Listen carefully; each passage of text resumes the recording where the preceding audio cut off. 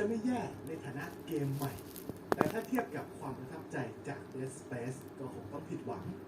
หรืออย่างนั้นมันก็เป็นเกมแอคชั่นฮอร์เรอร์ที่สนุกพอตัวใครที่ชอบเกมแนวนี้ผมก็แนะนำให้ลองดูครับ